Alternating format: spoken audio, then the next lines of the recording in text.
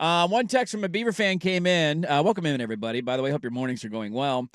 And a Beaver fan said, it's bleeping lame.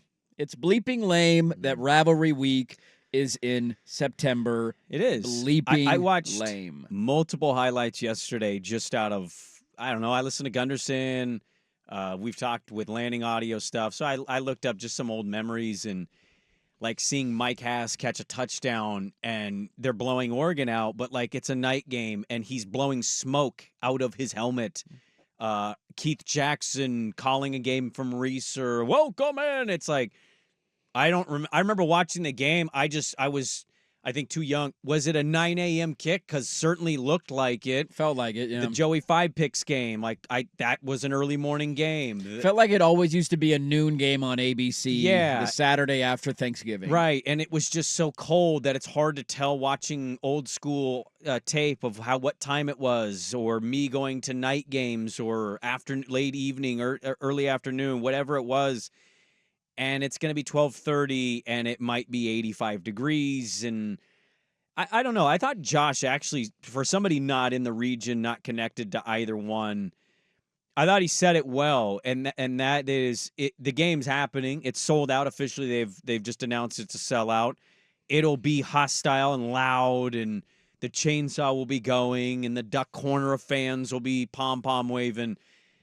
It feels more like a game that well, let's see what the schedule says and not of this matters. Well, it's just automatically on the schedule as the last game of the year every year. And I know the Big Ten does things differently, and this whole world and blame is being thrown out. Much like the SEC, I really wish they could have found a way to do the SEC thing where they do this to the back end of the schedule and say, we're doing a non-conference game. You can call it whatever you want to call it as a braggadocious Duck fan or whoever. This game needs to be happening late in the season. That's our tradition. That is our life.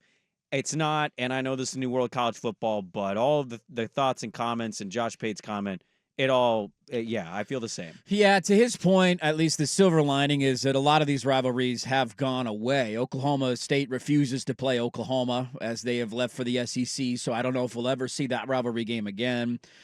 We saw this with kind of like Texas and Texas A&M. They just went away, and now they're going to start playing again because they're in the same conference. So there are some that have gone away. So for that reason, I am appreciative, and I'm glad that they are playing the game. The ball wasn't really in our court. It was more of, does Oregon State want this, and is this a game that they still want to keep on the books because of the emotions and what happened to them, and they're trying to figure out their schedule. I'm glad that they were able to make it work in the short term. I agree with you long term, especially if Oregon State, I think the hope is that at some point they find their way into a crumbled ACC, into a Big 12, whatever the case, and that 3 or 4 years from now, that's the conversation we're having, where we're still both with a seat at the table, and this is a rivalry game that we want to keep in place. I love your point about SEC schools. This happens all over the country. Clemson and South Carolina are not in the same conference. They are in the SEC and the ACC. They play each other the last week of the season every year.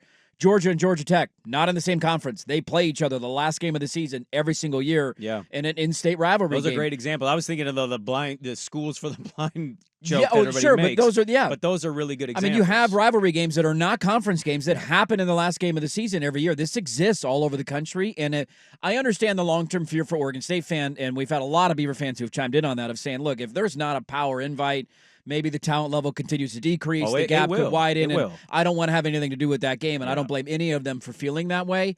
If there is an invite or if there is a pathway back to a major conference, then I would hope that there's some sort of negotiation that could happen that says this game, it needs to be the week of Thanksgiving. When I was watching some Oregon interviews yesterday, I think it was Bryce Betcher, who was a local kid, so the rivalry means a little bit more to him. Baseball, football guy, yeah. And he was actually getting funny questions of, is it harder to play at what's the baseball, Goss? Goss, yeah. Is it harder to play at Goss or Reese? And he's like, well, we lost last time I was there in football, so yeah. I think he said, let me answer after this weekend's game, and I'll give you a more soundbite. But he said, we were walking around the meeting rooms all week joking, feels like Thanksgiving. Yeah. Because you're playing Oregon State, and there's Oregon State highlights, and Oregon's playing those 19 straight runs on loop constantly, I'm sure, for their defense.